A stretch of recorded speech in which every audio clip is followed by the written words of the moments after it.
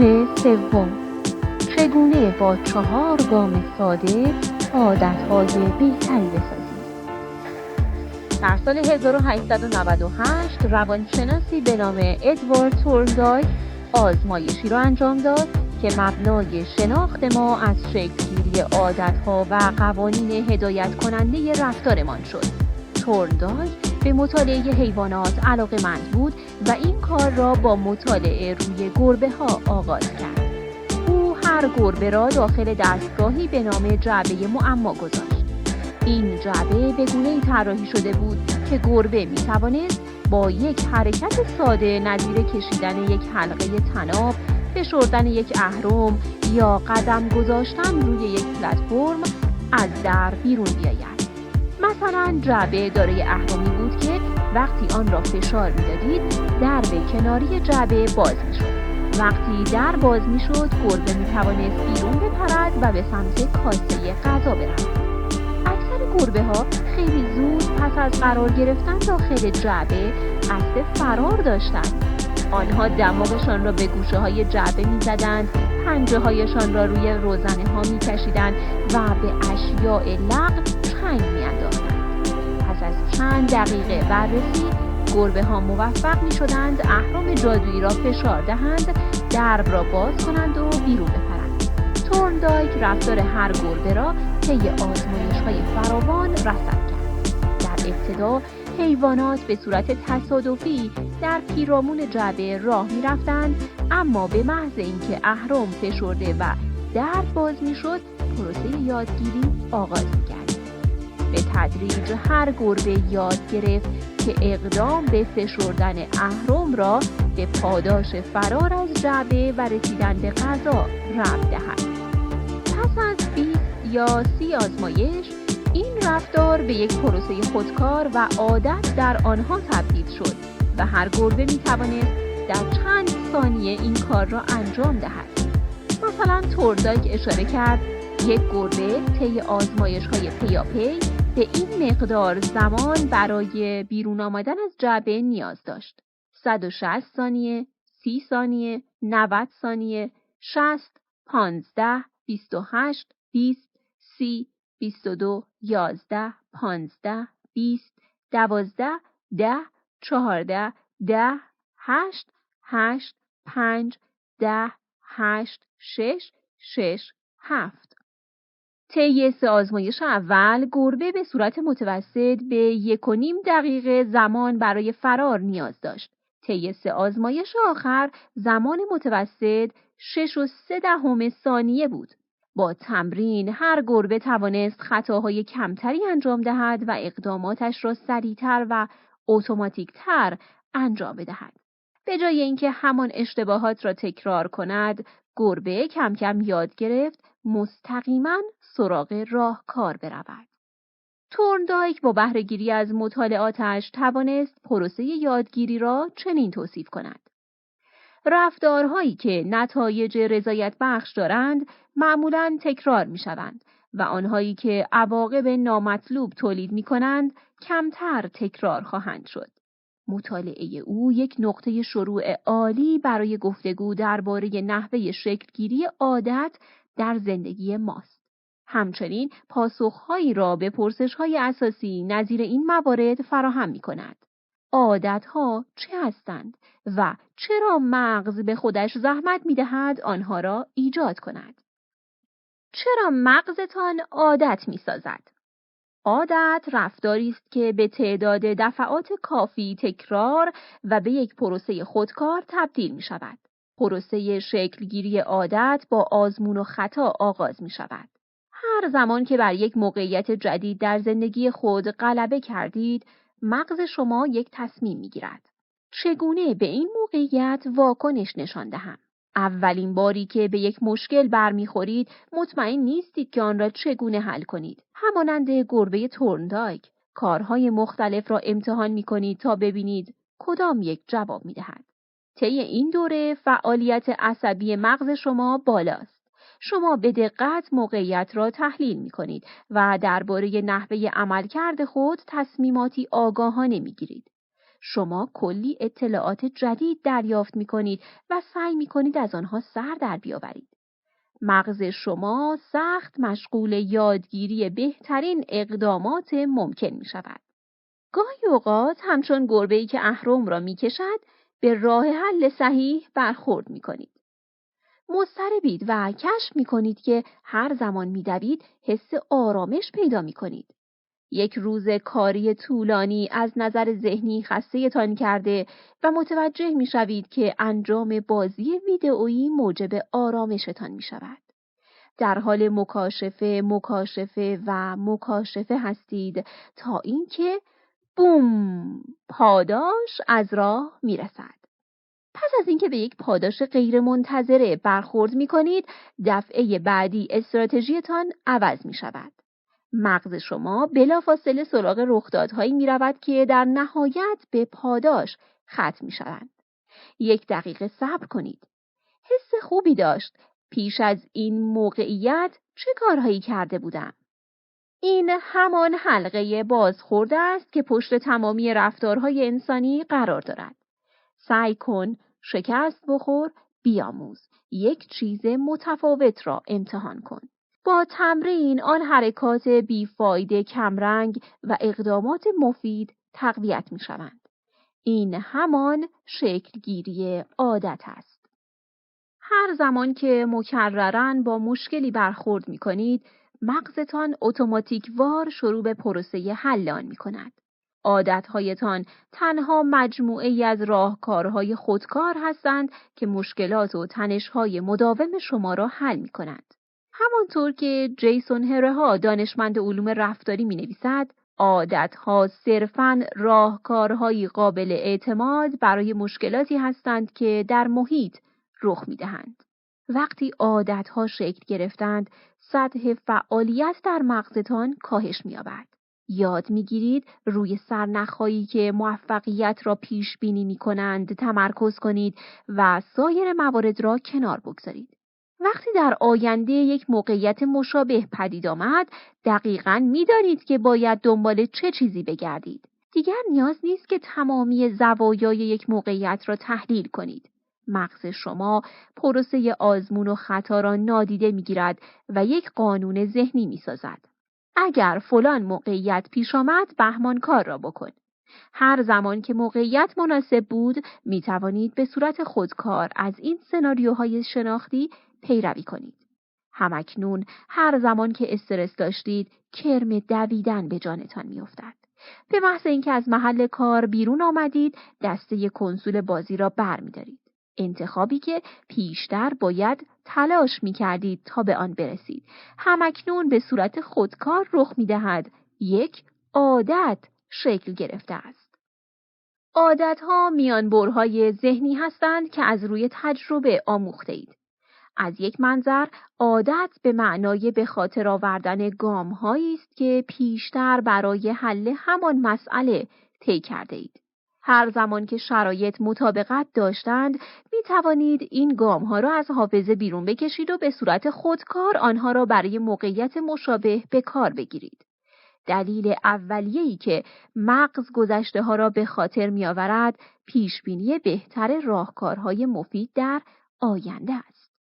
شکلگیری عادت بسیار مفید است، زیرا ذهن خودآگاه، گلوگاه یعنی تعیین کننده حداکثر بازدهی مغز است و در هر زمان تنها می‌تواند روی یک مشکل تمرکز کند.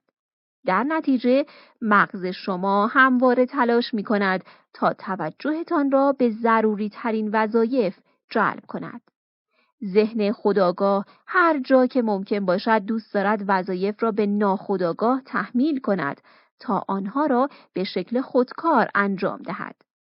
این دقیقاً همان اتفاقی است که در زمان شکلگیری عادت رخ می‌دهد. عادت‌ها بار شناختی را کاهش می‌دهند و ظرفیت ذهنی را آزاد می‌کنند تا بتوانید به وظایف دیگری توجه کنید. صرف نظر از بازدهی عادات، برخی افراد هنوز درباره عواید آنها تردید دارند. آنها چنین مواردی را مطرح می‌کنند: آیا عادت‌ها زندگیم را بیروح می‌کنند؟ دوست ندارم خودم را در یک سبک زندگی گرفتار کنم که از آن لذت نمیبرم. آیا این میزان از روتین و تکرار، تراوت و غیر منتظره بودن زندگی را از بین میبرد؟ به ندرت. چنین پرسش‌هایی دوگانگی نادرستی را به وجود می‌آورند. آنها کاری می‌کنند که بین ایجاد عادت و حفظ آزادی یکی را انتخاب کنید. اما در واقعیت این دو یکدیگر را تکمیل می‌کنند. عادت‌ها آزادی را محدود نمی‌کنند، بلکه آن را می‌سازند. در واقعیت افرادی که عادت‌هایشان را کنترل نمی‌کنند، غالباً همان‌هایی هستند که کمترین آزادی را دارند. بدون عادت‌های مالی خوب، شما همواره برای پول کلنجار خواهید رفت. بدون عادت خوب برای سلامتی، انگار همیشه کمبود انرژی دارید. بدون عادات خوب برای آموختن، همواره از منحنی یادگیری عقب می‌مانید. اگر همواره مجبور می‌شوید که درباره وظایف ساده تصمیم گیری کنید، چه زمانی باید ورزش کنم، چه زمانی باید بنویسم، چه زمانی باید قبض پرداخت کنم، بنابراین وقت کمتری برای آزادی خواهید داشت.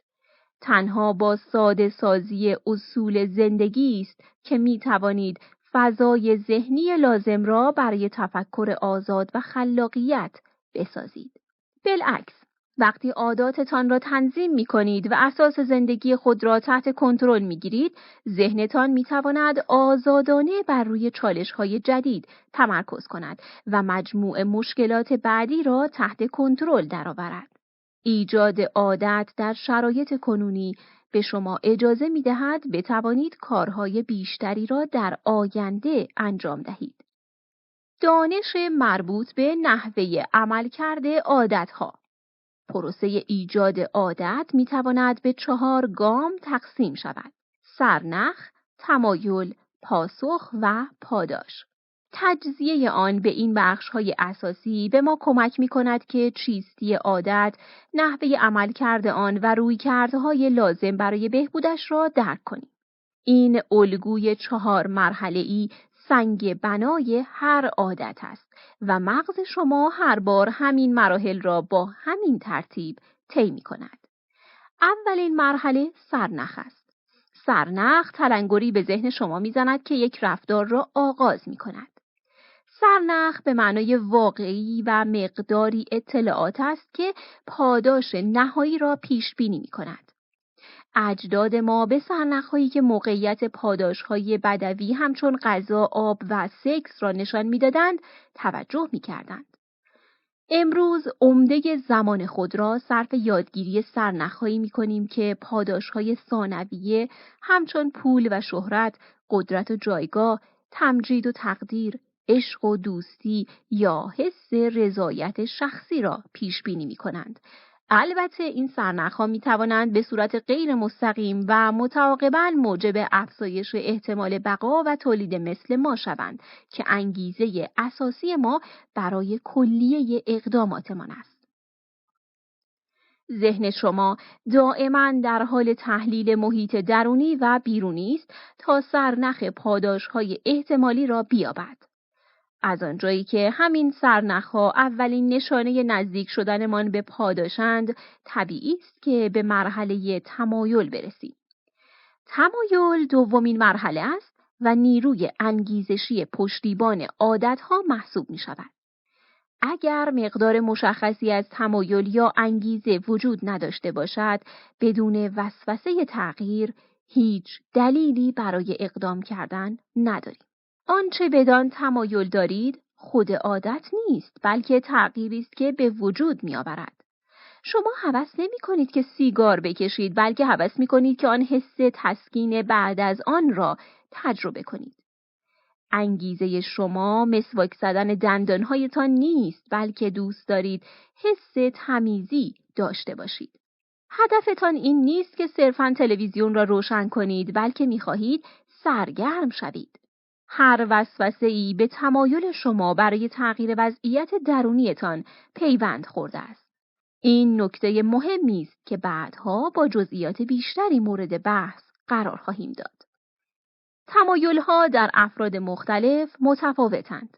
از نظر تئوری هر خورده اطلاعاتی میتواند به یک تمایل دامن بزند، اما عملاً افراد مختلف با سرنخهای متفاوتی تحریک میشوند.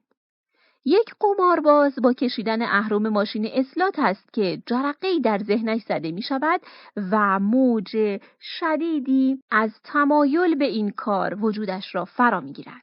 اما برای کسی که به ندرت قمار می کند، سر و صدا و شکوه کازینو صرفاً یک پارازیت نچندان مهم است. سرنخها تا زمانی که تفسیر نشوند بی‌معنی هستند. افکار، احساسات و عواطف ناظر است که یک سرنخ را به تمایل و وسوسه تبدیل می کند. سومین مرحله پاسخ است. پاسخ در واقع همان عادت یا روتینی است که اجرا می کنید و به شکل یک تفکر یا اقدام است. امکان دارد این پاسخ به میزان تمایل و تحریک شما بستگی داشته باشد یا حتی استکاکی که همراه با آن رفتار وجود دارد. اگر یک اقدام به خصوص به تلاش جسمی یا ذهنی زیادی نیاز داشته باشد و همکنون تمایل ندارید این میزان تلاش کنید، سراغ آن کار نخواهید رفت. همچنین پاسخ شما به توانایی‌تان نیز بستگی دارد. ساده به نظر می رسد، اما یک عادت فقط زمانی رخ می دهد که توانایی انجامش را داشته باشید. اگر دوست دارید روی سبد بسکتبال اسلم دانک بزنید، یعنی توپ را 2 دستی در سبد فرو ببرید، اما نمی توانید آنقدر بپرید که به سبد برسید، پس شانسی برای این کار نخواهید داشت. نهایتاً پاسخ شما به یک پاداش منجر می شود. پاداش‌ها هدف نهایی هر عادتی هستند. سرنخ به معنای اطلاع یافتن از این پاداش، تمایل به معنای خواست درونی شما نسبت به کسب آن و پاسخ به معنای تلاش برای کسب آن است. ما به دنبال پاداش‌هاییم چون 1. ما را راضی می‌کنند. 2. به ما می‌آموزند. اولین هدف از پاداش‌ها برآورده سازی تمایلاتتان است. بله، پاداش‌ها عواید خودشان را دارند. آب و غذا انرژی مورد نیاز برای زنده ماندنتان را فراهم می‌کنند. ارتقاء رتبه، درآمد و احترام بیشتری را برای شما می‌آورد. تناسب اندام موجب ارتقاء سلامتی و مقبولیت شما در جامعه می‌شود. اما یکی از عواید آنی‌تر پاداش‌ها این است که تمایل و وسوسه شما برای خوردن یا کسب جایگاه یا کسب تاییدیه را برآورده می‌کند. پاداش‌ها حتی برای یک لحظه هم شده حس رضایت و رها شدن از آن وسوسه را در شما ایجاد می‌کنند. ثانیاً، پاداش‌ها به ما یاد می‌دهند کدام مجموعه از اقدامات ارزش به ذهن سپردن و تکرار در آینده را دارند. مغز شما پاداش یاب است. با گذران عمر سیستم حواس شما دائما در حال رصد کردن اقداماتی است که مطالباتتان را برآورده می‌کنند و لذت بخشند. حس لذت و ناامیدی بخشی از سازوکار بازخورد هستند که به مغزتان کمک می‌کنند بین اقدامات مفید و بیفایده تمایز قائل شوید. پاداش‌ها هستند که حلقه بازخورد را می‌بندند و چرخه عادت را تکمیل می‌کنند. اگر یک رفتار در هر یک از این 4 مرحله نقص داشته باشد، به یک عادت تبدیل نخواهد شد. سرنخ را حذف کنید، عادتتان هیچگاه شروع نخواهد شد. تمایل را کاهش دهید، آن انگیزه کافی برای اقدام ایجاد نخواهد شد. رفتار را دشوار کنید، دیگر قادر به انجام نخواهید بود. و اگر پاداش نتواند میل شما را ارضا کند، دیگر دلیلی برای تکرار آن در آینده وجود ندارد. بدون این گام‌های اولیه یک رفتار رخ نخواهد داد. بدون حضور هر 4 مورد یک رفتار تکرار نخواهد شد. خلاصه اینکه سرنخ ما را تحریک می کند و همین تحریک عاملی برای اقدام است که در نهایت به پاداش ختم خواهد شد. همین پاداش است که تمایل را ارضا می کند و در نهایت به سرنخ ارتباط داده می شود. این 4 گام در کنار یکدیگر یک حلقه بازخورد ذهنی را می سازند. سرنخ، تمایل، پاسخ، پاداش. سرنخ، تمایل، پاسخ، پاداش که در نهایت به شما اجازه ایجاد عادتهای خودکار را می دهند. این چرخه را تحت عنوان چرخه عادت می شناسند.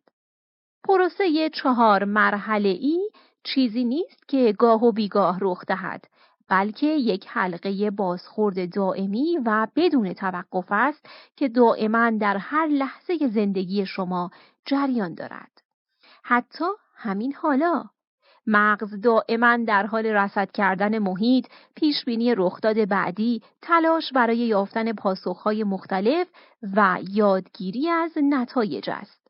کل این پروسه در یک آن به پایان می رسد و ما بارها و بارها آن را تکرار می کنیم بدون اینکه متوجه شویم همه چیز در لحظه قبل جای گرفته است. می توانیم این 4 گام را به 2 فاز تقسیم کنیم: فاز مسئله و فاز راهکار. فاز مسئله شامل سرنخ و تمایل می شود و زمانی است که تشخیص می دهید فلان چیز باید تغییر کند. فاز راهکار شامل پاسخ و پاداش می شود و زمانی است که اقدام می کنید و به تغییر مد نظرتان می رسید. تمامی رفتارها با میل ما به حل مسئله هدایت می شوند.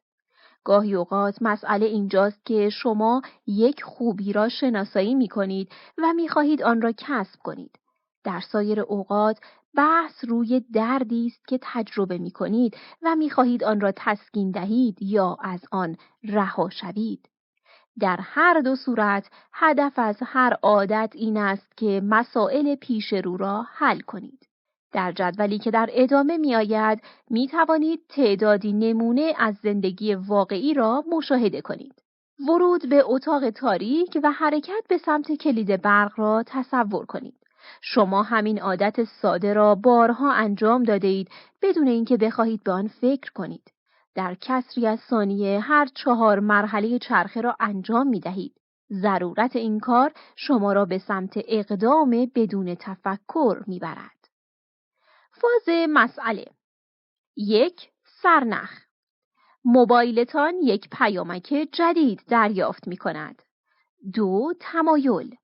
دوست دارید محتوای این پیام را بدانید. فاز راهکار. 3. پاسخ. موبایل را برمی دارید و پیام را می خوانید. 4. پاداش. تمایل خود به خواندن آن پیام را برطرف می کنید، برداشتن موبایل به زنگ هشدار دریافت پیام جدید مرتبط می شود. مثال بعدی. فاز مسئله. 1. سرنخ. در حال پاسخگویی به یک ایمیل هستید. 2. تمایل. احساس استرس می کنید، دوست دارید اوضاع را تحت کنترل درآورید. فاز راهکار. 3. پاسخ.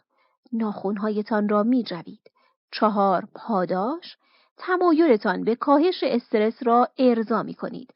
جویدن ناخن‌ها به پاسخگویی ایمیل ارتباط داده می شود.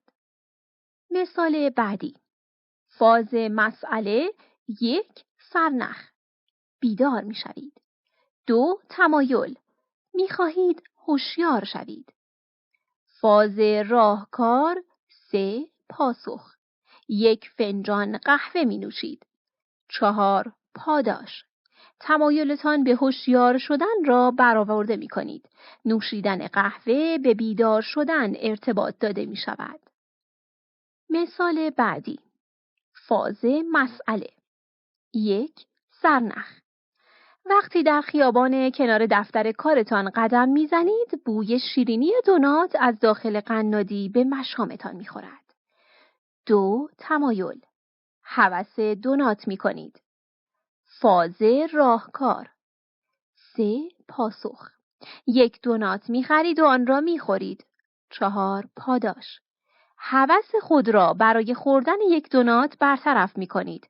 خریدن یک دونات به قدم زدن در کنار دفتر کارتان ارتباط دارد.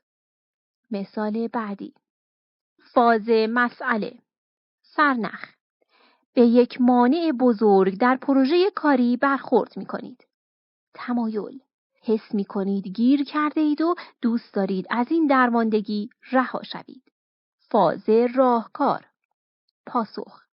گوشیتان را برمی دارید و سری به شبکه‌های اجتماعی می زنید. پاداش. تمایل خود به آرام شدن را برآورده می کنید. بررسی شبکه‌های اجتماعی به حس توقف و درجا زدن در محیط کار ارتباط داده می شود. مثال بعدی. فاز مسئله. سرنخ. وارد یک اتاق تاریک می شوید. تمایل. دوست دارید محیط اطراف را ببینید. فاز راهکار. پاسخ. کلید برق را می زنید. پاداش. تمایلتان به دیدن برطرف می شود. روشن کردن چراغ با قرار گرفتن در یک اتاق تاریک مرتبط می شود. تا زمان بزرگسالی به ندرت متوجه عادتهایی می شویم که در زندگی ما جریان دارند. اکثر ما هیچگاه به نکاتی نظیر اینکه هر روز صبح بند همان کفش را می‌بندیم یا همان توستر را پس از هر بار استفاده از پریز بیرون می‌آوریم یا همواره پس از رسیدن به خانه لباس‌های راحتی‌مان را می‌پوشیم توجه نمی‌کنیم. پس از دهه‌ها برنامه‌ریزی ذهن به صورت خودکار سراغ این الگوهای فکری و عملی می‌رویم. 4 قانون تغییر رفتار. در فصول بعدی مجدداً خواهیم دید که چگونه 4 مرحله سرنخ، تمایل، پاسخ و پاداش تقریباً بر تمامی اقدامات روزمره ما تأثیر دارند. اما ابتدا باید این 4 گام را به یک چارچوب عملی تبدیل کنیم تا بتوانیم از آن برای طراحی عادتهای خوب و حذف عادتهای بد بهره بگیریم. این چارچوب را تحت عنوان 4 قانون تغییر رفتار مینامم که یک مجموعه قانون ساده را برای ایجاد عادتهای خوب و شکستن عادتهای بد فراهم می‌کند. می توانید هر قانون را همچون اهرمی بپندارید که بر رفتار انسانی تأثیر می‌گذارد. وقتی اهرم‌ها در موقعیت صحیح باشند، ایجاد عادتهای خوب به سادگی صورت می‌گیرد. وقتی موقعیتشان صحیح نباشد، این کار تقریباً غیر ممکن می‌شود. چگونه یک عادت خوب بسازیم؟ اولین قانون یعنی سرنخ، آن را شفاف و آشکار کنید. دومین قانون یعنی تمایل، آن را جذاب کنید. سومین قانون یعنی پاسخ، آن را ساده کنید. چهارمین قانون یعنی پاداش، آن را رضایت بخش کنید. می توانیم این قوانین را معکوس کنیم تا نحوه شکستن یک عادت بد را یاد بگیریم. چگونه یک عادت بد را از بین ببریم؟ قانون اول یعنی سرنخ، آن را مخفی و پنهان کنید. قانون دوم یعنی تمایل، آن را لوس و غیر جذاب کنید. سومین قانون یعنی پاسخ، آن را دشوار کنید. چهارمین قانون یعنی پاداش، آن را عامل نارضایتی کنید. اگر ادعا کنم که این 4 قانون یک چارچوب جامع برای تغییر هر رفتار انسانی هستند، خیلی مسئولانه رفتار نکردم. اما فکر می کنم این ادعا خیلی هم از واقعیت دور نباشد. همانطور که به زودی خواهید دید، 4 قانون تغییر رفتار تقریباً به تمامی حوزه‌ها از ورزش تا سیاست، از هنر تا پزشکی و از کمدی تا مدیریت اعمال می شوند. این قوانین می توانند صرف نظر از چالشی که با آن مواجهید مورد استفاده قرار بگیرند. هیچ نیازی نیست که استراتژی‌های کاملاً متفاوتی را برای هر عادت در نظر بگیرید. هر زمان که خواستید یک رفتار را تغییر دهید، می توانید این سوالات را از خودتان بپرسید. 1. چگونه می توانم آن را شفاف و آشکار کنم؟ 2. چگونه می توانم آن را جذاب کنم؟ 3. چگونه می توانم آن را ساده کنم؟ 4. چگونه می توانم آن را رضایت بخش کنم؟ شاید تاکنون با خودتان فکر کرده اید که چرا آن کاری که در نظر دارم انجام بدهم را انجام نمی دهم؟ چرا وزن کم نمی کنم یا ترک نمی کنم یا برای بازنشستگی پسنداز نمی کنم یا یک کسب و کار ثانویه را شکل نمی دهم؟ چرا می گویم فلان چیز مهم است اما هیچگاه برای آن زمان نمی گذارم؟ پاسخ این سوالات می تواند در میان این 4 قانون یافت شود. کلید ایجاد عادتهای خوب و شکستن عادتهای بد، شناخت این قوانین اساسی و تطبیق آنها با ویژگی‌های خودتان است. اگر هر هدف با ذات انسان هماهنگ نباشد، محتوم به شکست خواهد بود. عادتهای شما بر اساس سیستم‌های زندگیتان شکل می‌گیرند. در فصول پیش رو تک به تک درباره این قوانین بحث خواهم کرد و نشان می‌دهیم که چگونه می‌توانید از آنها برای ساخت سیستمی بهره بگیرید که در آن عادتهای خوب به صورت طبیعی ظاهر شده و عادتهای بد سربه‌نیست می‌شوند. خلاصه فصل: عادت رفتاری است که به اندازه کافی تکرار شده و به شکل خودکار انجام می‌گیرد. هدف نهایی عادت‌ها حل مسائل زندگی با صرف کمترین انرژی و تلاش ممکن است. هر عادت می‌تواند به حلقه بازخوردی تجزیه شود که 4 مرحله را در خود دارد: سرنخ، تمایل، پاسخ و پاداش. 4 قانون تغییر رفتار یک سری قوانین ساده هستند که می‌توانیم از آنها برای ایجاد عادت‌های بهتر بهره بگیریم. آنها عبارتند از: 1. آن را شفاف و آشکار کنید. 2. آن را جذاب کنید. 3. آن را ساده کنید و 4. آن را رضایت بخش کنید.